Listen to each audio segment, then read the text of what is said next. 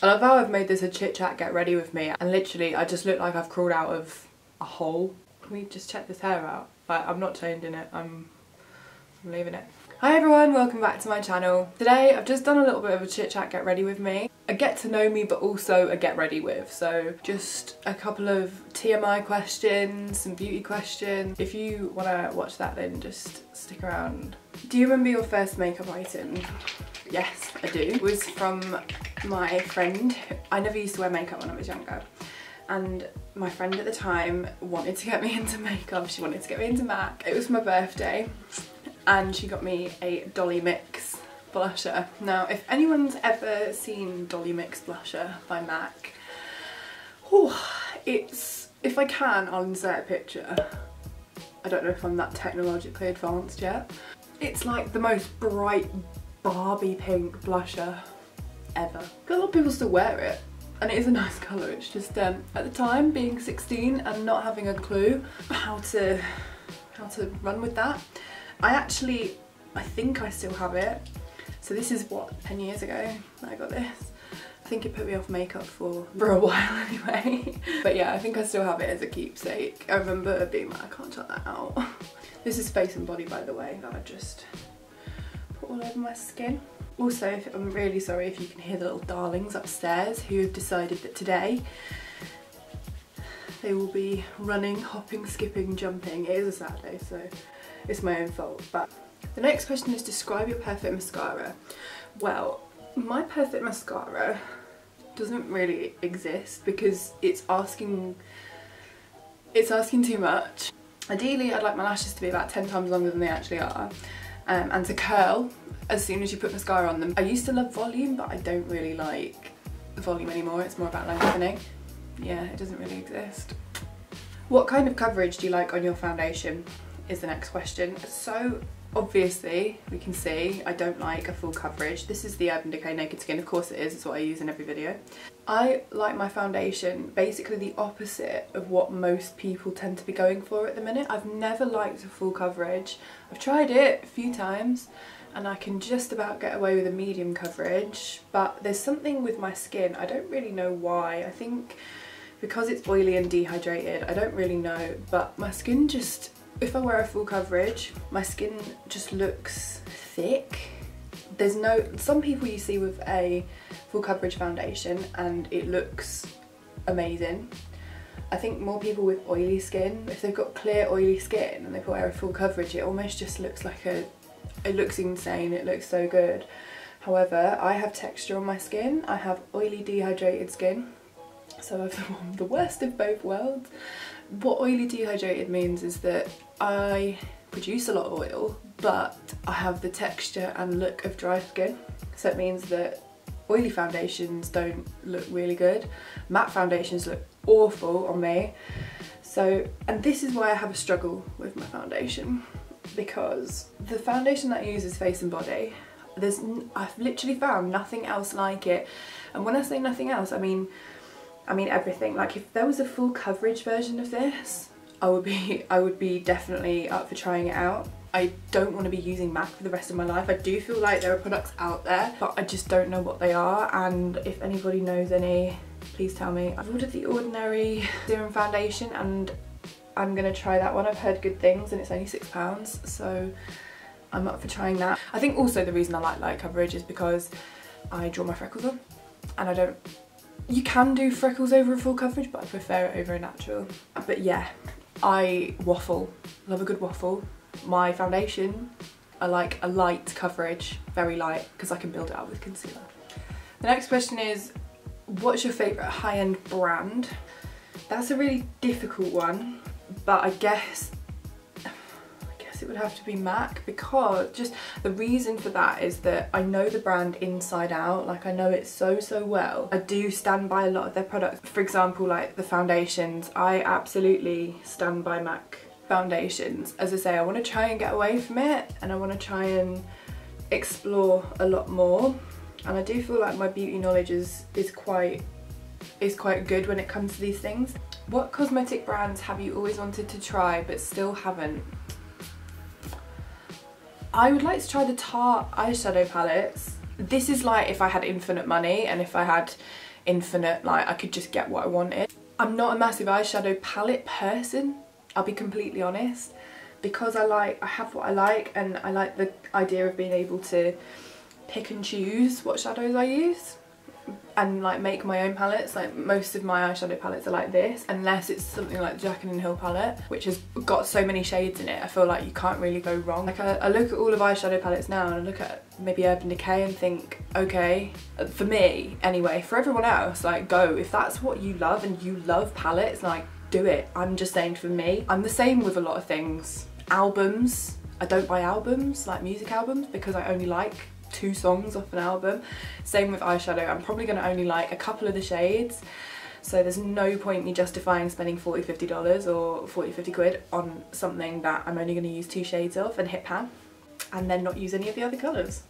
Glossier. Glossier is a brand, I would class it as more high-end because it's quite expensive, but Glossier, I was looking at it the other day and everything just screams like my kind of thing. I'd love to try them. I feel like their foundation, everyone was reviewing it and saying, oh, it's not enough coverage, and I'm like, oh my god, it's the foundation for me. If beauty bloggers don't really like it, then I'm gonna love it, pretty much. But I would love to try some of their products, 100,000,000%. I think it was the foundation I wanted to try. The concealer looked amazing as well. It was really, really oily, and I was like, yes, that's what I want.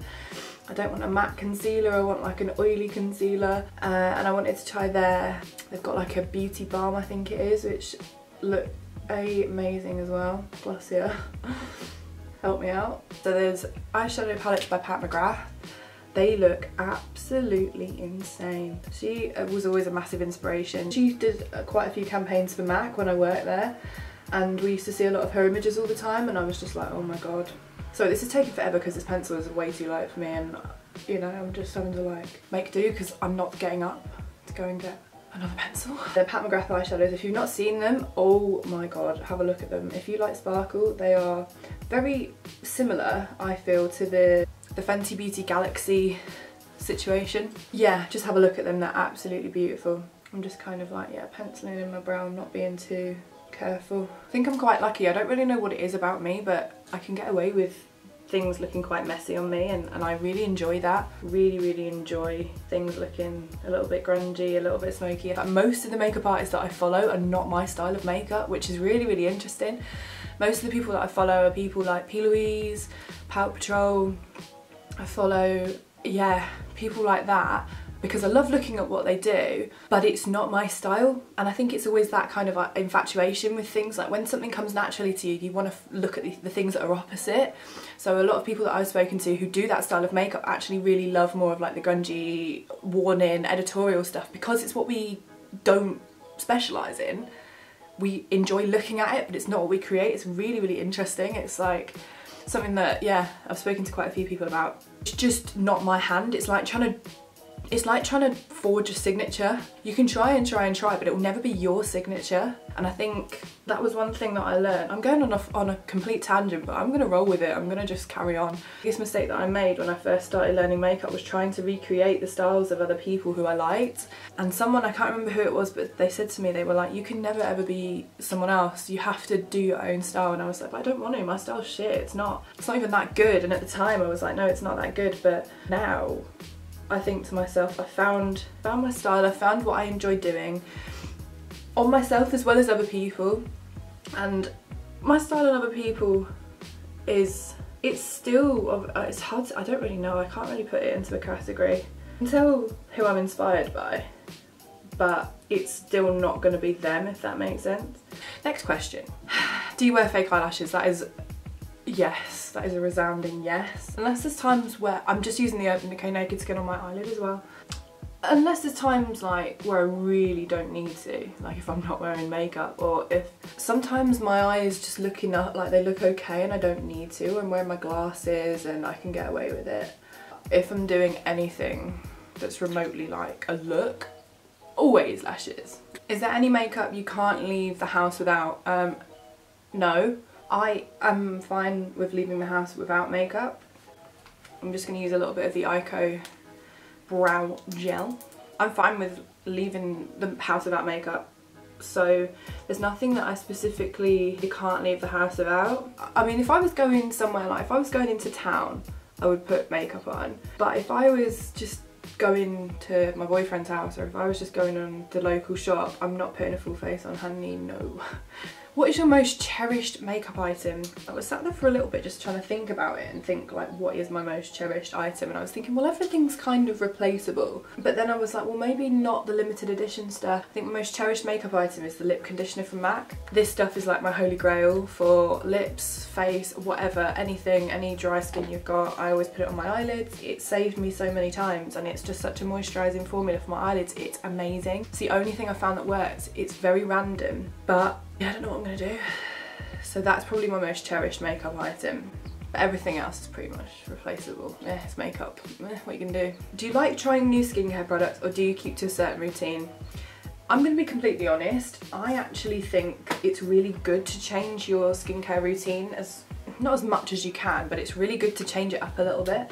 I think we forget that our skin gets really used to what we do to it, and it's really good to just change it up every so often. I probably change mine twice a year, and it won't be dramatic. It will just be the odd few things. This is Anastasia Beverly Hills Orange Soda eyeshadow, as always.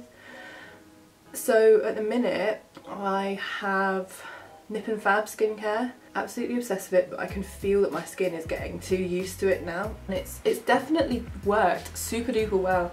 The glycolic serum fix, which is what I use on my skin, has really tightened the visibility of my pores. I did have quite a lot of open pores, and it's definitely brought that down. Even though I've got oily skin, I love putting stuff on my skin that's really oily and dewy and stuff like that. I absolutely love it. So I was gonna buy some new skincare from The Ordinary, but I didn't. I was hesitating and was like, I can't really see what I want. If anybody has any recommendations, let me know for anything that's really oily, really dewy. I just want my skin to glow from within, and then on top of what I do as well. Which celebrity always has great makeup? You know, I think Kim Kardashian's makeup always looks absolutely like, all the Kardashians, let's be completely honest. All of them look absolutely amazing. Just gonna add a little bit of Melchior Professional just to darken everything up a little bit. 5 favourite beauty gurus. There's 2 that I can think of who are pretty similar to the style that I like to create, and that is Samantha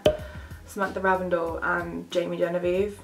Them 2, like, they're my favourites. If I ever met either of those 2, I think I would I cry all the time anyway, but I think I would cry. And Samantha, I just absolutely love her personality. Like, everything she says, I'm just like, yeah, that is something that I agree. So I can really relate to that. Plus I really like the makeup that she does, and Jamie, I've always liked, ever since I started working at MAC, I absolutely loved her style of makeup. And I think again, I said it in my favourites, I was really excited because she put that grungy kind of alternative style on the map. I think that's why I enjoy her. She's amazing. Other beauty gurus who I like, Holly Boone, absolutely Holly Boone. I just love her. Again, I think she's really funny. I think her makeup is amazing, and she's just normal. Like, I feel like she's just a normal person, and it's really funny because you see some people who've got like dead flash intros and all this stuff, and she's just like, hi everyone. Like, I'm thinking about it now, and she's just kind of awkward but kind of not, and I just really like her. I think she's funny. She's just real. She's just a real human being. Makeup by Jack. I said this again in my favourites. I love him. Again, a lot of these people are very sarcastic, very dry, and that's just what I'm drawn to because that's just me, and I really like that. And the last one is Makeup by Michael Finch. Again, very out there personality. Amazing, fantastic at makeup, and really great if you have a hooded eye and want to learn how to do stuff for hooded eyes, because he is your guy. But again, very sarcastic humour, very just, oh my god, the most out there personality. I absolutely love him. So they are probably, I think that's 5. Yeah, 5. 4? No, that is 5. That took ages. Wow. The next question is, are you clumsy at putting on makeup? Yeah, I guess actually. I'm clumsy in the sense that I don't like things. From very early on I realised that my makeup would never ever look as perfect as a lot of people's makeup, and the reason for that is that I've got such severe texture on my eyelids from having eczema on there and having to use creams and stuff on them, that it will always look, I don't know if you can tell, that's about as blended as I'm going to get it, because it will always look a bit creased and a bit uneven, and one eye's got a lid that's a little bit sort of more hooded than the other and stuff. So I always, from very early on, realised that my makeup would never ever look as perfect as a lot of people's. I think the quicker I realised that, the better it was, because I just realised that my makeup's never going to look 100% perfect, and I'm okay with that. It's not really me anyway, so it's not a massive big deal. What do you apply first, concealer or foundation? I've met a few people actually, which quite surprises me, who have always said that they apply... Sorry, I'm just looking for a brush, this is a nightmare. There we go. I've met some people that have been like, oh, so I'm using my concealer then my foundation, and I'm like, what? The way that a lot of foundation is made is that the concealer is made to blend into it, so I don't really understand, but I don't think you'll get a fuller coverage either. That's just my personal opinion. At the end of the day, it's makeup and you do you. However, in my professional opinion, I would always say foundation first, then concealer. Unless you're doing something like maybe colour correcting, and that's slightly different. Anyway, yeah, wow, look at that blend, it's so not good. It's alright. Again, this is the thing, and this is why it's really interesting, talking about messy makeup. Yes, I absolutely create the messiest stuff. If you saw my cut crease tutorial, and pretty much all of my tutorials, hell yeah, my makeup looked absolutely messy as, shouldn't say that, messy as heck. That's what I'm gonna say. I always love creating a mess and then getting rid of that mess, like using an eraser pretty much. I'm gonna do the same on this eye, you know. And it's really funny because I'll do that on clients, so I'll create a mess. And I'll be like, yeah, so we're nearly I'm so terrible. I'll create an absolute mess and they'll be like fallout everywhere, and it just looks like there's a point when you've done the top of the eye, you've not done the skin yet, everything's on the cheeks, and the makeup looks absolutely terrible, and I always say, yeah, we're nearly done, do you want to have a look? Like, this is the kind of person that you're dealing with. I am. And most people get my humour because they know me, so they're like, oh yeah, very funny, but I've had a few people who have taken me really seriously and been like, oh, and I'm like, don't worry, this is like the worst bit. But still, I am very sarcastic when it comes to stuff. What do you love about makeup? I really, really love this question actually. I love makeup because of the empowerment it's given people. I think, I'm just taking away some excess of this shadow. I think makeup was always deemed as something that was only ever done to impress people, or only ever done to kind of make yourself feel good. Do you think that I put different coloured eyeshadows on to make people like me? No, I do not.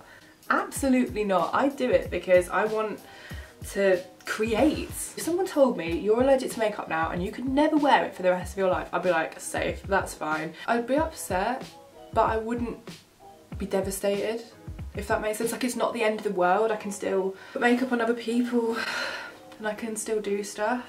I'm not going to do eyeliner because I don't want it to be a really dark smoky look, so instead I'm just going in with a little bit of MAC Extended Play. Yeah, what I was trying to say is that I really love the idea that makeup gives people empowerment, it gives people a platform to create.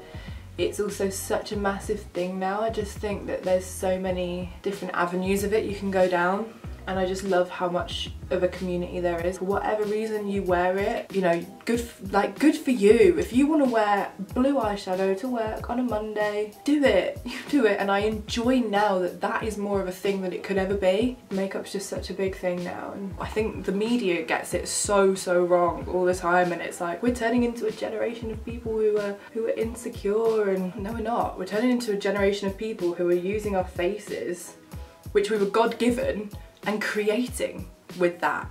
That's what it is. It's not an insecurity. For some people it might be, but I'm speaking for myself and the vast majority of makeup artists that I know, that when they create, they want to create because it's a creative medium, not because they're insecure about stuff.